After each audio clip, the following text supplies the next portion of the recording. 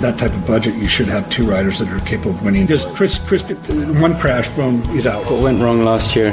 I crashed. I fell off my bike. Halfway through the massage, there's a knock on the door, and it's Ryder standing there with a cup for me.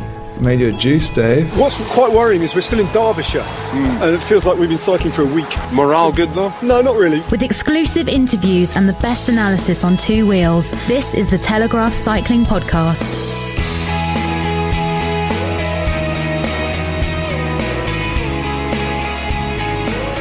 Hello, my name's Richard Moore. I'm with Daniel Friebe. Hello, why are you laughing? And back from his holiday, Lionel Birnie. Hello, Richard. Hello, Daniel.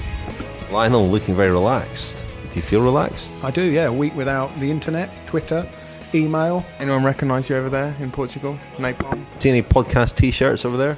I didn't know. It's very quiet where we were. Very quiet. Explains it then. Yeah. I'm sure if it was a busier place, the ratio of podcast listeners would have been high enough that I would have been fighting people off on the beach. No doubt. Okay, well, first of all, before we crack on with today's episode, with lots to talk about as ever, we've just watched the stage that featured the Mortirolo, and a very controversial stage where Alberto Contador suffered a mechanical problem. Was distanced by the front group containing most of the Astana and Katusha teams, who then drove the race for a while, and Contador was in trouble for a little bit, but it didn't quite end up like that. We'll talk about that in part 1. We've got a few upcoming things to tell you about, but before we get on to any of that, let's hear again from Lionel with his weekly roundup. Over to you, Lionel. The Giro d'Italia has dominated the world of cycling this week as Alberto Contador has tightened his grip on the pink jersey and looks certain to take overall victory in Milan on Sunday, barring disaster or an incredible turnaround in fortunes in the final couple of mountain stages. It's been an interesting week's racing. Ilnur Zakarin confirmed the talent that he showed recently in the Tour of Romandy by winning stage 11 on the motor racing circuit at Imola. Philippe Gilbert and Sasha Modolo also won stages, and it was on Friday's stage to Jesolo that Alberto Contador briefly let his grip on the pink jersey slip. He was caught behind a crash with 3 and a bit kilometres to go and saw the race lead transfer across to Fabio Aru. But that was for one night only, because the following day in the 59-kilometre time trial to Valdobbiadene, Contador handed Aru something of a hiding, taking more than 2 minutes and re-establishing his control on the overall situation. The stage was won by Vasil Kirienka of Team Sky, but it was a bittersweet day for the British team because their leader Richie Porte's fading challenge for the pink jersey was finally extinguished as he lost another fistful of time. Then we've had 2 big mountain stages, one to Madonna di Campiglio and one over the Mortirolo to Aprica, both won by Astana's Mikel Landa, who has undoubtedly been the revelation of the race. Looking elsewhere then, Chris Boakmans of the Lotto Soudal team won a stage in the overall classification at the 2-day World Ports Classic, an ASO run event, a kind of Tour de Yorkshire for the Netherlands in a way. The Tour of Norway was won by Jesper Hansen ahead of Edvald Boasson Hagen, and there were national championship wins in the United States at Chattanooga, where Andrew Talansky of the Cannondale Garmin team won the time trial title and Matthew Boucher of Trek Factory Racing won the road race. And that is the week in news. Thank you for that, Lionel. You did a good job of keeping up with things while you were sunning yourself on the beach in Portugal. I did, yeah. Excellent. So today's stage, we've all watched it. We're in London. Where are we, Lionel? We're in London. And Daniel, you're heading back out to the Giro tomorrow. That's Wednesday. We're speaking on Tuesday, and we've just watched a thrilling stage where it looked at one point as if Contador, who has been in the pink jersey for a while now, lost it for one day to Fabio Aru, but took it back with a very convincing performance in Saturday's time trial. He looked in a little bit of trouble. He had a mechanical problem. Next thing, Astana, Katusha are on the front, driving it. In the end, Contador did get back. He got up there on his own. His team was lacking, was absent. What did you make of that incident, and any reaction to it after the stage? Well, we discovered after the stage that it was actually a puncture that Contador had suffered on the descent off the Aprica climb, the first time off the Aprica climb. And Katusha already pulling at that point. Now, a bit of context to that. Katusha, obviously a Russian team, Tinkov a Russian team, Oleg Tinkov, the owner of Tinkov Saxo, used to be, well, they effectively bought his license, didn't they, Katusha? So there is a bit of history there. There could also be political sort of ill feeling with Astana as well. You know, okay, it's not a Russian team, it's a Kazakh team, but so, you know, all sorts of different things are always going on in these races that we don't necessarily appreciate at the time. But the fact remains that Katusha were pulling hard when Contador punctured. Astana then joined in, and that left Contador trying to catch up with Aru and Landa on the Mortirolo. A fantastic pursuit that he led, very reminiscent, I thought, of Pantani at the Santuario di Europa in 1999, and Lance Armstrong, the controversial Lance Armstrong, as we like to call him on the podcast, as he likes to be known, in 2003 on Luth Ardiden. And Contador did it expertly, didn't he? He managed to get back up to Landa, Aru and Steven Kruijswijk. And, okay, there was an attack at the end and Landa went away to win the stage, but really Contador limited the damage, and it was a scare averted from his point of view. Yeah, I mean, there was a long way to go in the stage at this point. We're talking sort of 55 kilometres still to race, including the climb of the Mortirolo. Contador, the noticeable thing, I suppose, was, as I mentioned earlier, Contador's team, Tinkoff Saxo, which on paper is a very strong team with likes of Kruijswijk, Michael Rogers and so on, was completely absent. They were able to have him for a little bit, then they just melted away. And Contador was on his own. As the length of the Mortirolo, he caught Fabio Aru, Mikel Landa a little the way up. Mikel Landa is Astana, teammate of Fabio Aru, and a real revelation of this year's Giro. Won today his second stage in a row after also winning Sunday's mountaintop finish. But Lionel, what were your thoughts? Well, I think from the whole of the middle week and this stage to over the Mortirolo to Aprica, the thing that really stood out for me is the concentration of talent in basically three teams, really. And we're going to see this in the Tour de France. Astana, Tinkoff Saxo, Movistar, and to a lesser extent Team Sky, because although Leopold Koenig is still in the top 6 overall, he's got there riding a la Zubeldia, really. Completely unknown, kind of unseen way that he's ridden into the top places. You'll have to explain a la Zubeldia. I will. Well, Heimar Zubeldia, who rode for a long time for Euskaltel and now rides for Trek.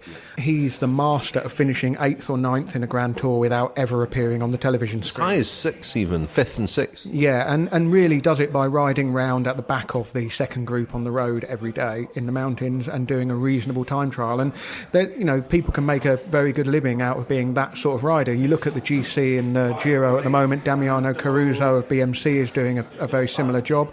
I'm not knocking it at all, but what I'm saying is that the point I was originally making was that there was a real concentration of talent, Grand Tour talent, in really 3, possibly 4 teams. And when we come to the Tour de France, we'll see that pattern repeated with Vincenzo Nibali of Astana, Chris Froome for Sky, Nairo Quintana for Movistar, and Contador again for Tinkoff Saxo. He's the one constant in this equation, really. And I think the problem the Grand Tours have is that the riders who are riding very much as individuals, really. Stefan Kruijswijk today, you know, he's basically completely outgunned, completely outnumbered. He rode probably the last 7 or 8k of the Mortirolo on the front, and when it came down to his chance to try and win the stage, he was jumped. And we're seeing a real sort of pattern emerge here where we've got these 3 super teams and then basically everybody else. And that's quite an interesting trend. I mean, it's not like it's a new thing necessarily, but when the Grand Tours come round, it kind of refreshes in your mind exactly how these races are played out.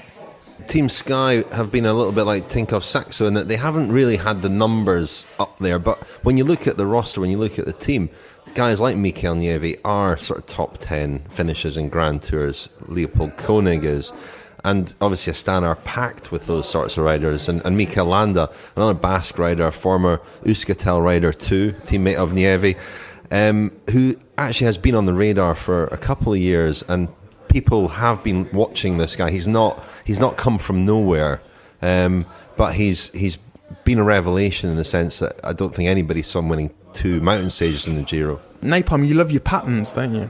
You're like Peter Snow on election night with the swingometer. Yeah, and because, you say that those three teams have been dominant, but Tinkoff, Saxa have had a bit of what Rob Hatch and I at the Home of Cycling call a Western Supermare.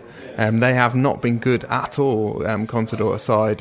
Michael Rogers has ridden okay, Boaro has ridden okay, but Basso has really had a poor Giro, and Kreuziger has also had a pretty poor Giro for a guy who you would expect to be contending for a top 5 position in his own right. But certainly in Astana's case, and Movistar as well, I would agree with you.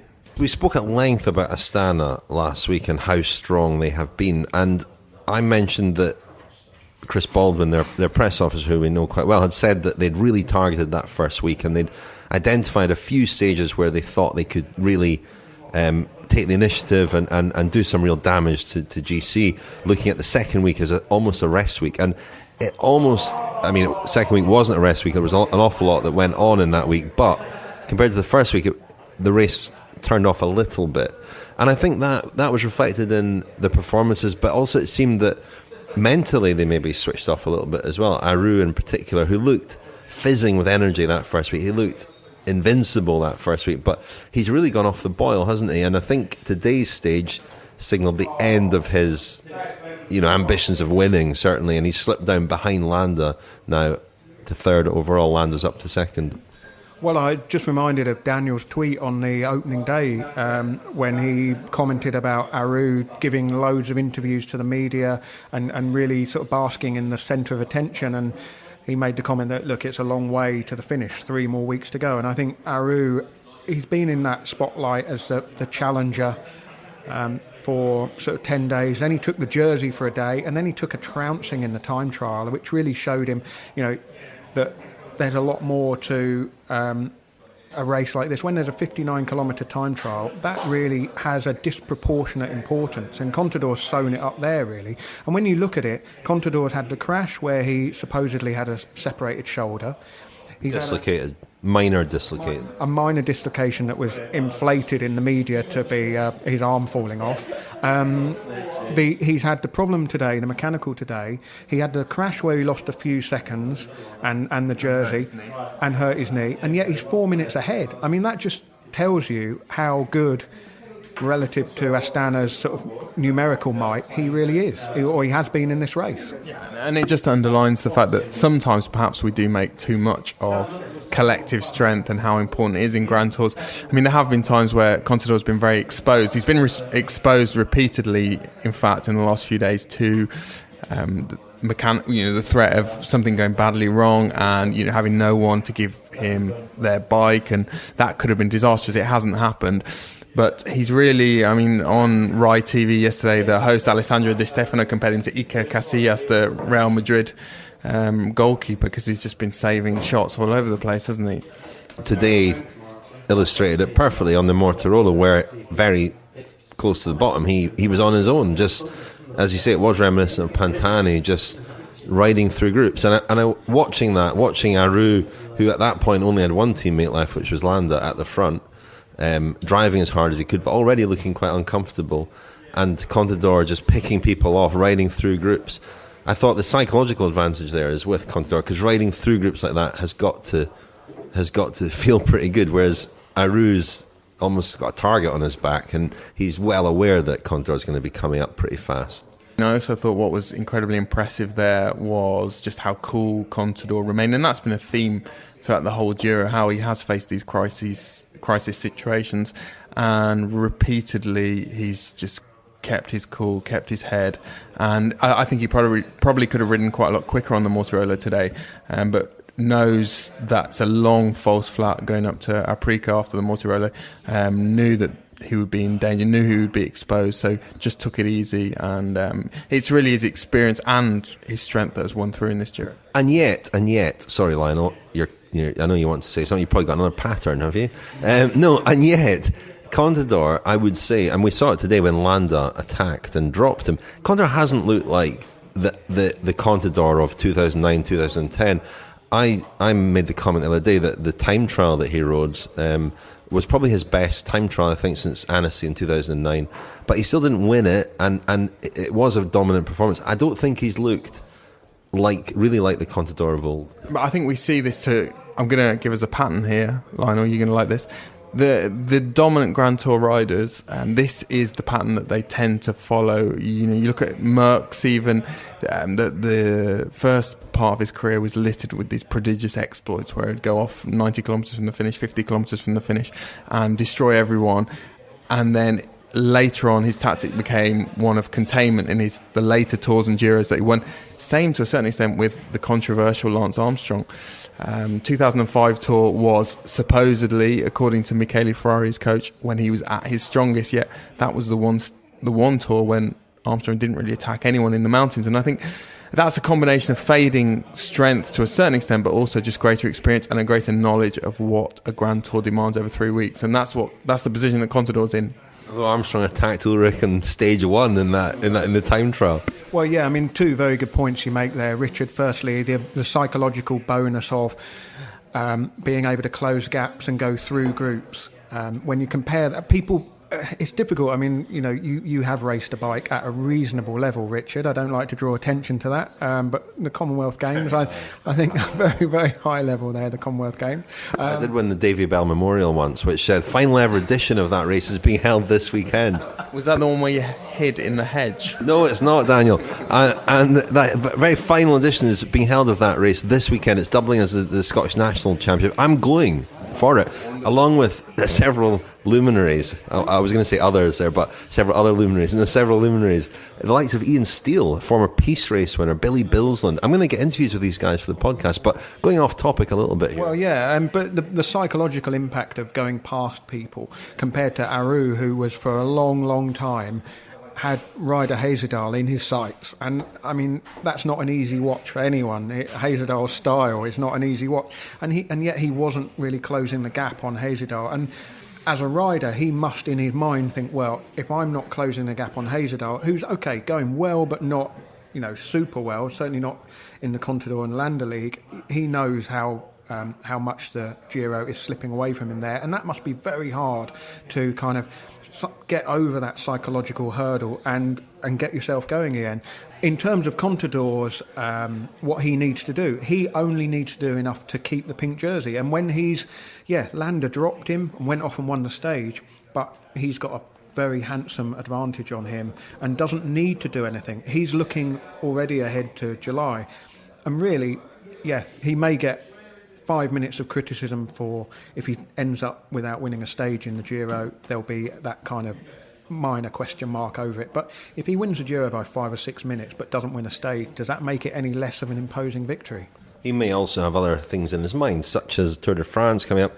And David Miller, who I saw last week in London, thinks that he will win all 3 Grand Tours. He thinks he'll win the Giro, the Tour and the Vuelta. And although Contador hasn't gone public with this, he did say this when he joined Tinkoff Saxo a few years ago, that was an ambition of his. His team boss, so like Tinkoff, of course, was keen for the top riders to ride all 3 Grand Tours. So maybe secretly he harbours this ambition. The Telegraph Cycling Podcast and British Eurosport, the home of cycling.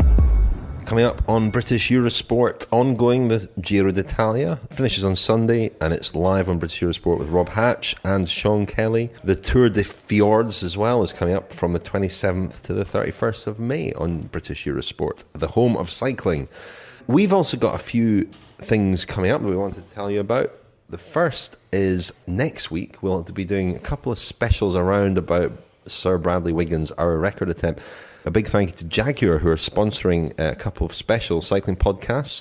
We'll be doing a preview show in addition to our regular podcast, and also a live podcast from the Velodrome as Bradley Wiggins tries to break Alex Dowsett's Our Record. That'll be a big moment for us as well, won't it, chaps? I think it's going to stretch us, isn't it? We're going to be doing 60 minutes of live broadcasting in our own inimitable faux shambolic way. Oh no, I've been training. I'm tapering next week for that. What's a velodrome? Is that like a cycling stadium?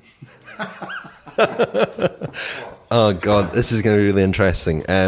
We might feature that, and we might just give you a little tour of the track as part of that show, Daniel. That'll be very interesting. You'll be very far out your comfort zone there. Do I have to bring my scarf and my rattle? From the Giro d'Italia to the Lee Park Velodrome, that'll be quite something. We'll try and get some pictures of that as well. Pies at half-time? There isn't half-time, it's an hour record.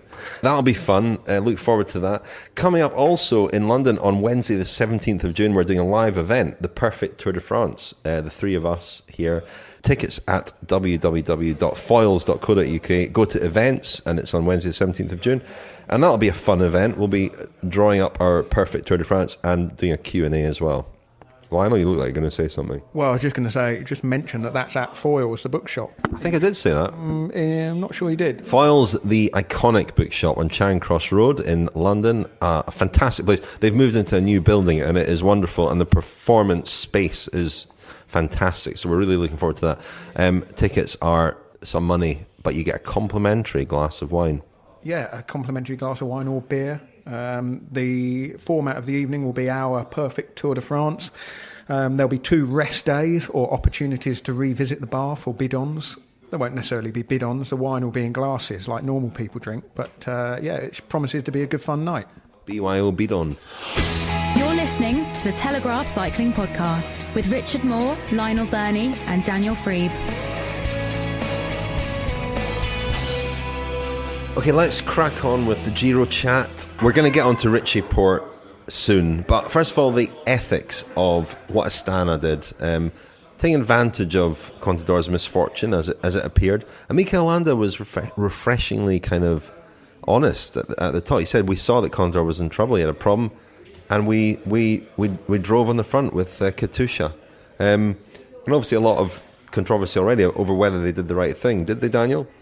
It's a very thorny issue, this one, isn't it? I think we covered earlier in the Giro Mario Cipollini, the former sprinter, suggesting that if Contador should choose to change his bike for strategic reasons again and drop back to his team car during his stage, then Astana should try to take advantage, because that is strategy, that's not bad luck. You could also argue that equipment is an integral part of the sport. Contador's performance is as much about his own legs as it is about the work his mechanics do behind the scenes, his soigneurs, etc. And therefore, if Astana are taking advantage of a puncture, then they're effectively perhaps taking advantage of poor tyre choice. I mean, this is something that's becoming more and more important in professional cycling, the kind of compounds that are used in tyres. There are certain compounds that puncture more easily. There are certain compounds that are faster, tubulars, clinchers, etc. So it's a very difficult one. I mean, and it's also... a decision also has to be made about how much ill will a team can afford to build up, and that doesn't just apply to the Giro. So if Astana want favours from Tinkoff at any point down the line, there might come a time during the Tour de France where they need a favour from Tinkoff, they're now not going to get one. So if you live by the sword, you die by the sword. Fortunately, from Contador's point of view, it didn't really affect him too much. Very reminiscent of the 2010 Tour de France, where Andy Schleck attacked near the top of the Porte de Balès, wasn't it, in the Pyrenees, and his chain came off, and Contador got up to him. He was riding for Astana at the time, wasn't he, Contador, with Vinokurov. Vinokurov bridged up to Andy Schleck. Contador then came across as well, and while Andy Schleck was fiddling with his chain, Contador took off, later claiming that he didn't know that Schleck had a mechanical problem, when it was quite obvious. Maybe similar? I don't know about similar. I mean, the Andy Schleck incident was really dramatic, whereas this was slightly less sort of pivotal. But I think the danger is that really it's not for us to decide what is the right or wrong conduct on the road. The peloton is a society on wheels, and they kind of, in a way, they as Daniel says, what goes around comes around, and they set their own boundaries and barriers. And if it's deemed that they were out of order attacking Contador while he had a problem, then retribution will be played out sometime down the road. It might not necessarily be in this Giro, it might be in the Tour. It will be served as cold as a plate of Siberian... What do they eat in Siberia? Smoked salmon? Probably not. Probably not. Don't eat smoked salmon in Siberia. I'm not sure about that. If the cold dish that's served is smoked salmon, then they're getting off quite lightly. Yeah, I'm quite envious of that. Oh dear, my smoked salmon is terribly bitter. But I do think, it's part of the intrigue, it's part of the interest of cycle racing. The decision was made in the blink of an eye what to do on the road given the circumstances. There's not time to go, oh, Alberto, have you got a problem with, is it a puncture? Have your chain dropped? What's happened? As I always remember Sean Kelly saying, during the 1989 Tour, when they attacked through the feed zone, Sean Kelly's PDM team, they attacked through the feed zone because they thought they were going to be hitting some crosswinds on Bastille Day, this was, and they were very reluctant to do so because that's one of the big no-nos of cycling. You don't attack when everyone's trying to pick up their bags. It's dangerous, bottles are dropping. There's all the musette swinging around. It's not the dumb thing, but they did it because it was a team order, and they paid a price for that. They were put on the back foot in the race. Charlie Motte and Laurent Fignon was leading the race. They attacked. They got a gap. The PDM team were basically pushed to the front by all of their colleagues. Right, you cause this problem, you close it down and chase. And then when they finally got Fignon and Motte back, and the PDM riders drifted back through the bunch, they were given pelters by their colleagues. They were funny you should say that, because 2 years earlier in the Tour de France, it was Motte and Fignon riding for System U who not only attacked in the feed zone in the Tour de France, but attacked the yellow jersey Jean-Francois Bernard just after he had a puncture. So they attacked through the feed zone just after the yellow jersey had a puncture. Stephen Roche joined that move, so did Pedro Delgado, and Roche went on and won that Tour de France. But it was orchestrated by Motte and Fignon. I'm also reminded of 2013 in the famous crosswind stage when Alejandro Valverde had a problem, had a puncture at an inopportune moment, and that didn't sort of slow anybody down, did it? Or didn't prompt anyone to sort of examine their consciences and say, should we really be driving this?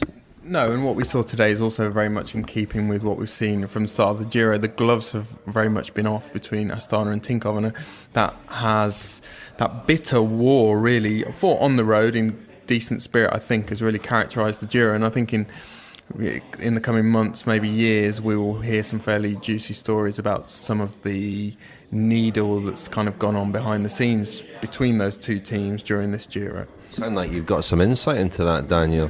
Maybe you have.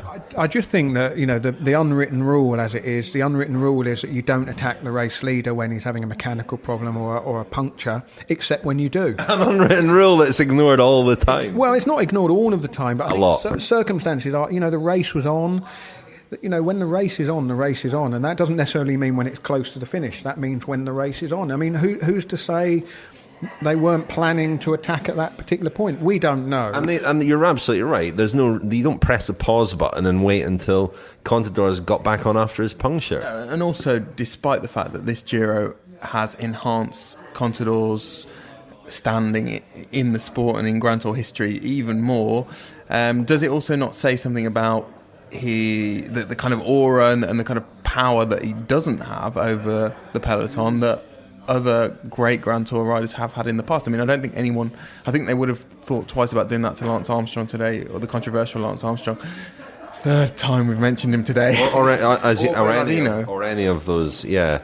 No, absolutely. And, you do see the very po-faced reaction to Astana tactics. Again, there's context in that too. We're being... the behaviour of Astana today kind of fits a narrative that's already been decided, where Astana are the bad boys, but who at the same time as tweeting this po-faced reaction isn't thoroughly enjoying the drama that's being served up in front of us. It was hugely entertaining, and Fabio Aru is not a match for Contador, clearly, and so it was always a kind of futile attempt in a way. But, it brought out the best in Contador, and it was entertaining. Yeah, it's kind of dirty tactics, wasn't it, really? That's what you resort to when you can't beat someone. It's the sort of cycling equivalent of hair pulling or gouging, isn't it? So a professional foul by Astana. This is the Telegraph Cycling Podcast. Join us on Twitter and Facebook. Just search online for the Cycling Podcast. Let's talk about Richie Porte, because he has now left the Giro. He's gone back to Monaco to lick his wounds and recover for the Tour de France. Now, he came into this Giro as one of the favourites, and in the first week, it seemed that he, Aru and Contador were the three strongest riders in the race. And he's in tremendous form, obviously, all year. Won a lot of races, but he's had terrible misfortune in this Giro, the incident where he accepted Simon Clarke's spare wheel and was docked 2 minutes, then he was caught up in a crash. Is it just bad luck, or is Richie Porte basically not have what it takes to win a Grand Tour? Daniel, what do you think? I think it's almost impossible to say. It would probably be unfair to say, because there probably is a large dose of bad luck. The one thing I would say is that this should perhaps, for the time being, be his last Grand Tour as a leader with quite as much hullabaloo as there's been, and quite such explicit goals in terms of targeting victory. I mean, Sky have made no bones about that from the start. They've brought him here in a motorhome, unprecedented in Grand Tour cycling. I was talking to Lionel about this earlier. Poor old Richie Porte's been going to bed every night as he's been losing seconds on general classification, probably getting more and more embarrassed about the fact that all these special arrangements have been made for him, and he's not going to win the Giro. He wasn't going to win the Giro, and he's eventually pulled out. So I think the thing that Sky probably should do with Richie Porte come the next Grand Tour where Froome isn't riding is say, Richie, you go in, do general classification, but we're not going to say anywhere that you're going to win. You have to win. It becomes very difficult to evaluate Porte as a rider. His contract's being renewed at the moment. He will renew.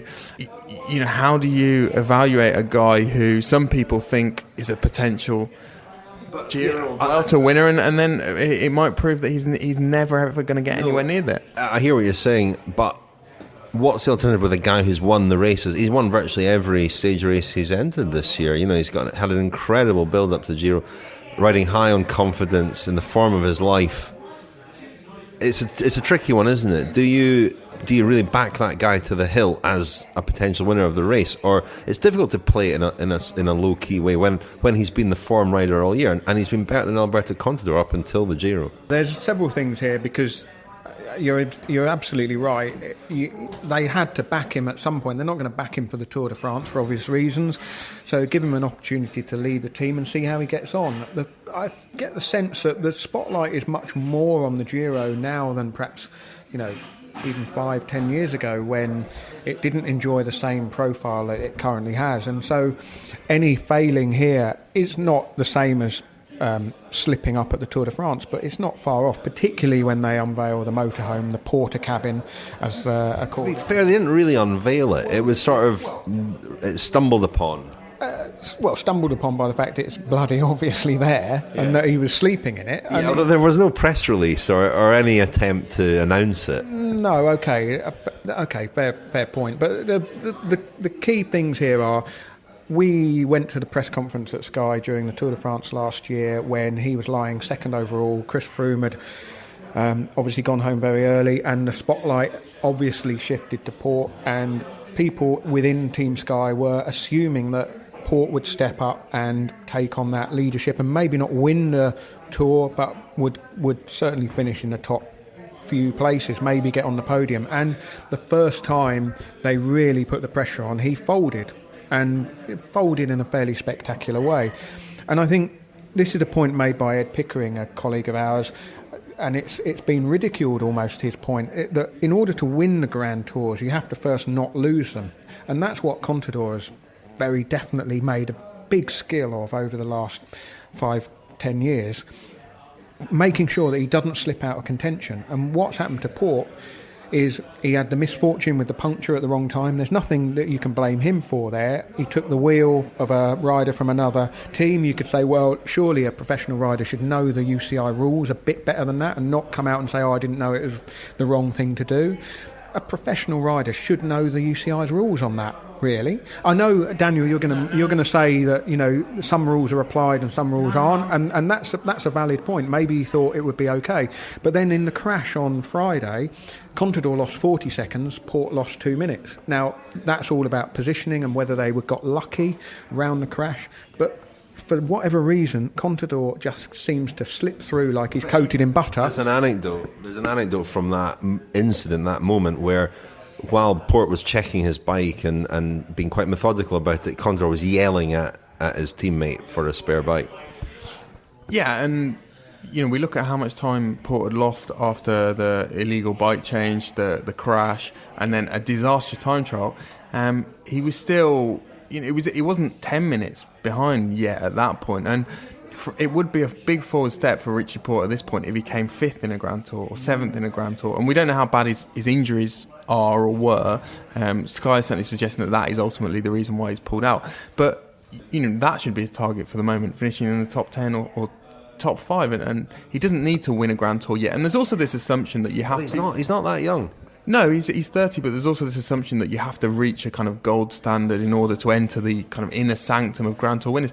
You don't necessarily have to. There can be Vueltas, there can be Giros where the field in any given year just can happen to be quite weak. And we've seen whatever you say about guys, Aitor Gonzalez, guys that no one's ever heard of anymore, like Angel Casero won Vueltas. We've seen Salvador. Well, yeah, and we've seen Salvadelli win 2 Giros, almost won 3 Giros. So you don't have to be perhaps as great as everyone imagines that Grand Tour leaders have to be. So, Porte could still pick up a Grand Tour win almost by default at some point in the next 2 or 3 years. But how much of this is about the pressure that the sport and the people around Richie Porte might be putting on? The point that he's at a crossroads here in contract terms. He could make a huge jump forward into an unbelievable salary, or slip back to a reasonable kind of climbing domestique salary. And so the pressure to keep making those forward moves, you can make a career winning Paris-Nice, Tour Catalonia, Tour the Basque Country, Tour Romandy, whatever, and that will keep you at a certain level. The logical next level is to try and do something at the Grand Tours, and it's just not in Sky's DNA to say, let's ride for 4th, 5th or 6th. And in a way, it's quite refreshing to see Leopold Koenig kind of just plodding away, getting 9th on the stage at Aprica today, and just preserving his place in the top 6, probably finish 6th, 5th or 4th maybe in this Giro. And when you add that on top of his 7th in the Tour de France last year, suddenly he starts to look like a pretty handy rider. And 7th, I think, in the Vuelta the year before that. I dug out an interview I did with Koenig at the Team Sky training camp in Mallorca in January today, and had listened to it, and in that he actually said he thought he was going to be leading the team at the Giro. This was before Richie Porte's incredible run of form, so that was quite interesting to reflect on. And just on a similar note to Porte, Rigoberto Urán, he's also out of contract at the end of the year. Patrick Lefevre, we've talked about in previous podcasts how he's trying to shuffle his pack, how he's got a lot of riders whose contracts are expiring who have increased their value. He needs to accommodate Cavendish, he needs to accommodate Boonen, he needs to accommodate Alaphilippe. Kwiatkowski looks like he's leaving. But Urán, if Urán had finished 2nd in this Giro as he'd finished in the previous 2 Giros, or if he won the Giro, then you're talking about a jump of maybe €1 million in his salary. And as things have gone, it's been a disastrous Giro. Lefevre might be questioning now whether Urán is the Grand Tour leader that team, which is very ambitious, wants. Also out of contract, of course, is Mikel Landa, who I don't envisage staying at Astana next year. With Aru just having extended to 2017, Nibali still at Astana next year, I just don't foresee Landa. Still only 25, a Basque climber. He comes across very well. He speaks very good English, which is unusual for a Basque rider, it has to be said. Does come across very well, and obviously a great talent. I know he's been on the radar of a few other teams in recent years. He might well crop up at one of them, leading them in next year in a Grand Tour, perhaps. Who knows? You're listening to the Telegraph Cycling Podcast with Richard Moore, Lionel Birnie and Daniel Friebe.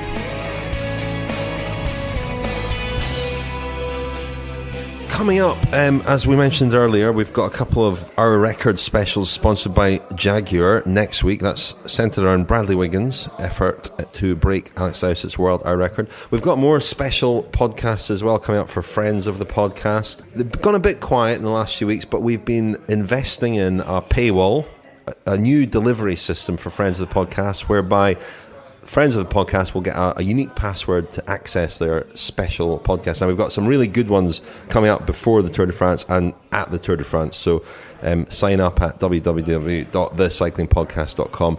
The old system of sending links to our private channels was pretty flawed, wasn't it, Lionel?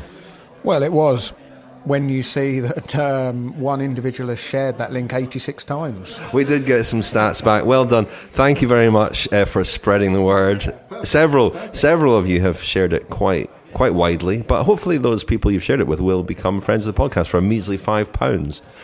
Anyway, we're still sort of talking about the Giro. Contador looks like he's going to win it as things stand.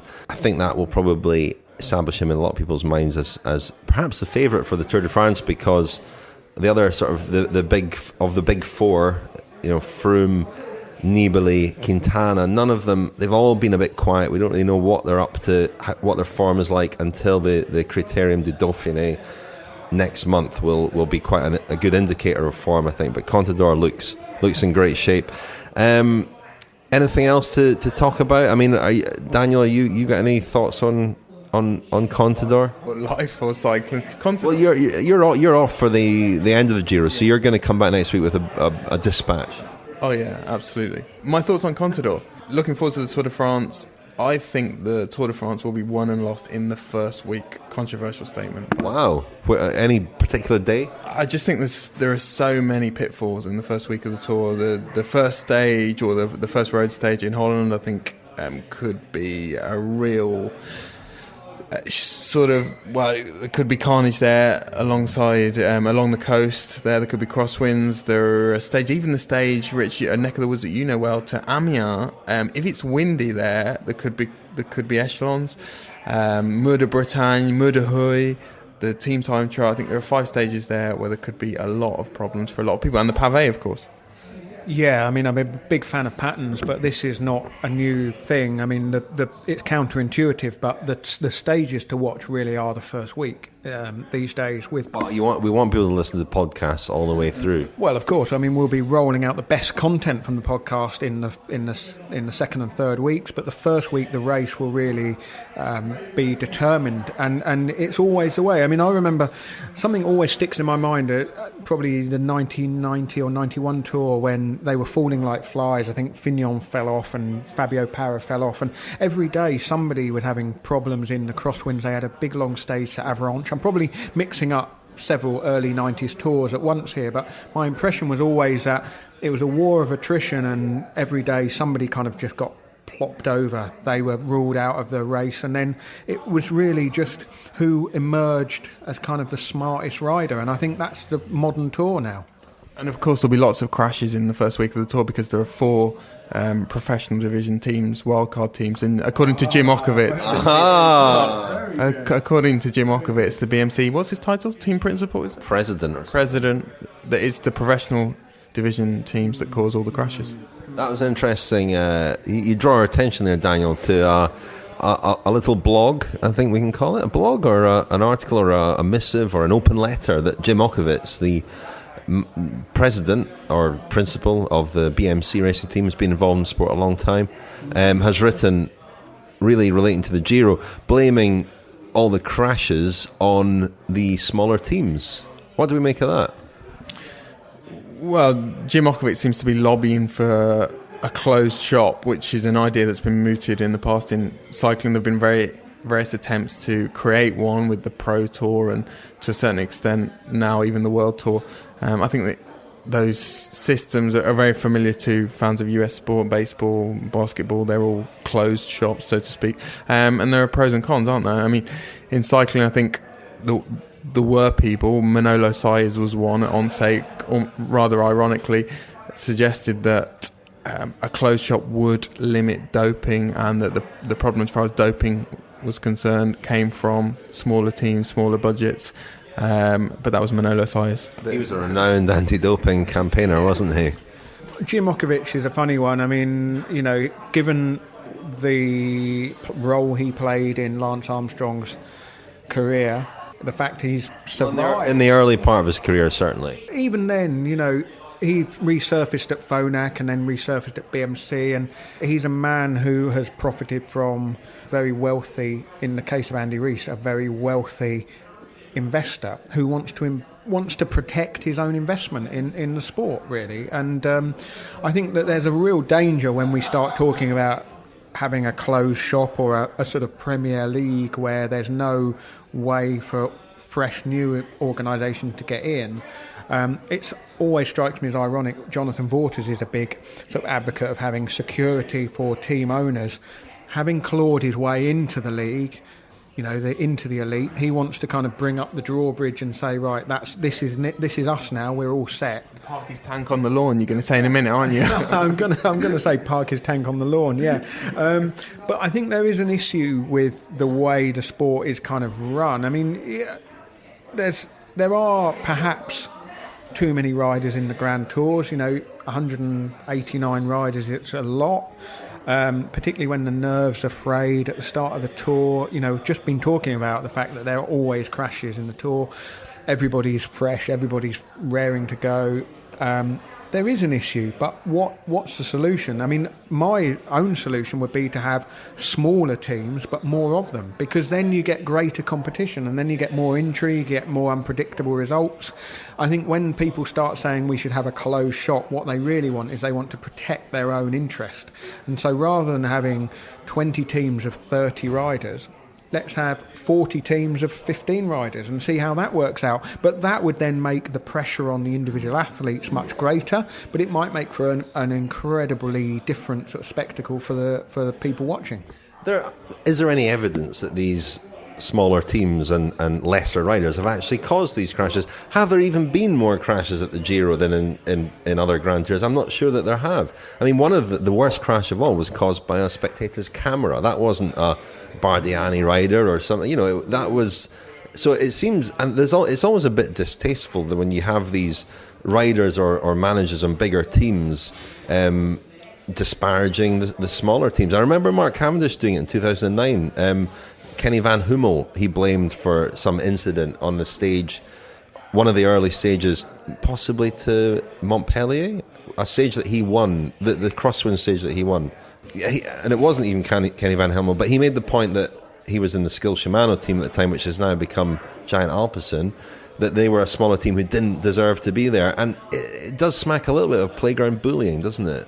Well, I think this issue of crashes and who causes crashes has always been a bit of a magnet for different kinds of prejudices. We've heard Colombians in the past, and Euskaltel, the Euskal team, the Bars team had a reputation for it at a certain point, and I think this is just an extension of that, really, isn't it?